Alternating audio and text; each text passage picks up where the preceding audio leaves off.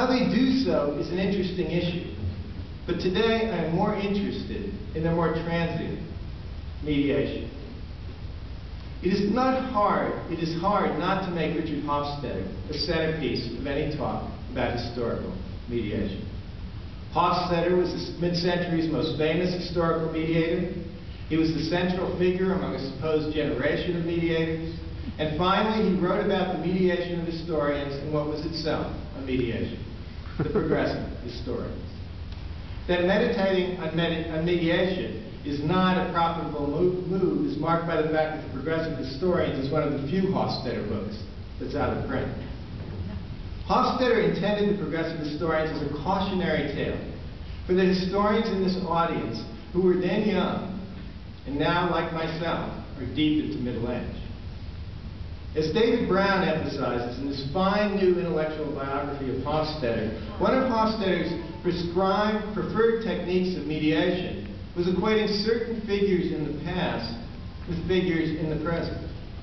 At its clumsiest, this was voodoo doll history. Hofstadter stuck a pin in Charles Byrd or Vernon Carrington and a living victim screamed. But Hofstadter was not usually so clumsy.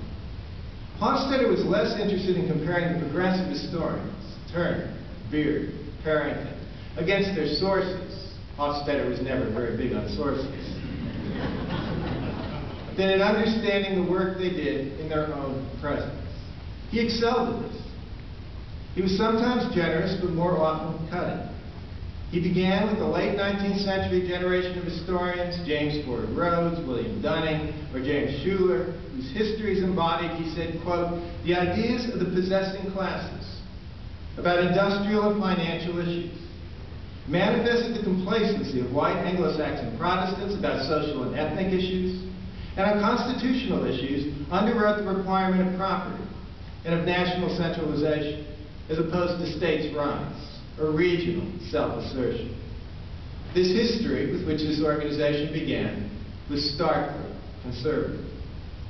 At this organization's founding, these older historians were yielding to the so-called progressive historians, who, as Hofstadter noted, were neither disposed, as their predecessors had been, to quarrel with the radical and revolutionary past of the United States, nor to acquiesce in the American present. What had changed was the relationship of historians to their own time, or in my terms, their mediation. Beard, Turner, and Carrington saw history as a possible instrument of social change and a tool for solving problems in the present. They recast their history in the light of immigration, industrialization, plutocracy, and class conflict. Their history was not hostile to popular aspirations. It would be, they proclaimed, critical. The cautionary tale part of Hofstadter's argument was that things did not turn out as well as they might, because popular aspirations were not fully to be trusted. In Hofstadter's account, the progressive historians reigned until the rise of, well, Hofstadter and consensus history in the 1950s. Hofstadter was and still is often lumped with consensus historians like Louis Hartz and Daniel Wursten, but Hofstadter was a much better and more nuanced historian than either one of them. And as many analyses of his writings show, there was never a single Hofstadter. His stance changed over the course of his career. Hofstadter could be critical of consensus history, but he was usually not interested in denouncing consensus historians, both because he acknowledged the legitimacy of much of their critique of progressive history, and because he thought them superior as historians to the old progressive historians. What the consensus historians and their colleagues did, Hofstadter argued, was to undercut progressive mediation by recasting the past.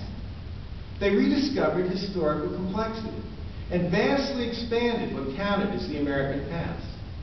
They disavowed the dualities of progressive history, the masses versus the classes, and the sometimes crude materialism and economic and geographical determinism that underlay Turner and Beard. The academic histories of the 1950s and early 60s widely expanded the set of historical concerns in the profession.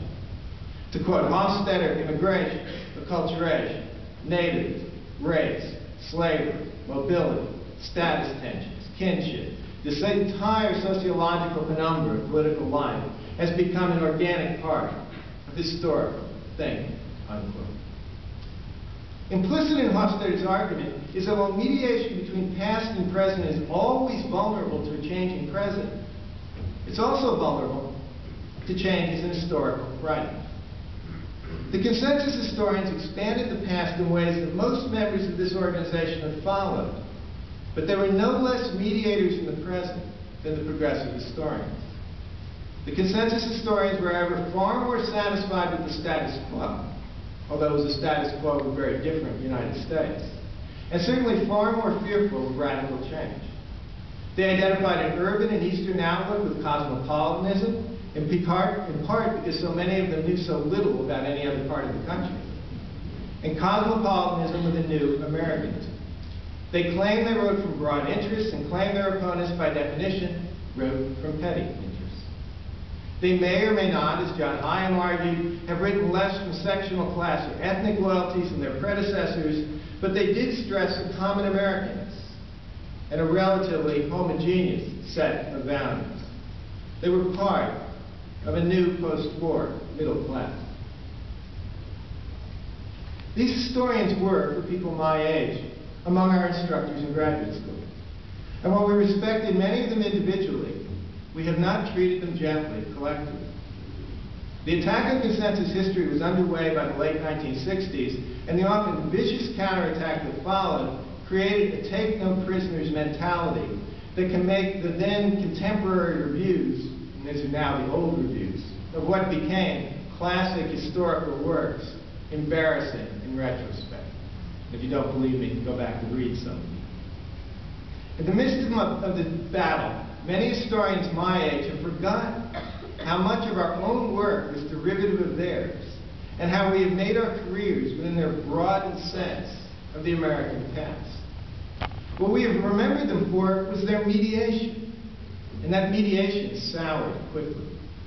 Consensus historians seemed too content with a society we thought rotten with racial injustice and engaged in imperial adventures abroad. They were proudly and defensively liberal when liberal was a dirty word on the left and not on the right. In a country racked by conflict, they seemed to deny the possibility of real conflict in American politics or society. In our eyes, their role as historical mediators was breaking down both because their histories did not explain the world we experienced and seemed to ignore the upheavals of the past. They had overturned Beard, Turner, and Parrington by stressing the complexity of the past, and we sought to overturn them by stressing the complexity of the present. To my cohort of historians, and I emphasize the first person to acknowledge my own complicity, for good or ill, what the consensus historians had done was to enlarge the range of ingredients involved in history and then boil them down into a bland, homogeneous mess.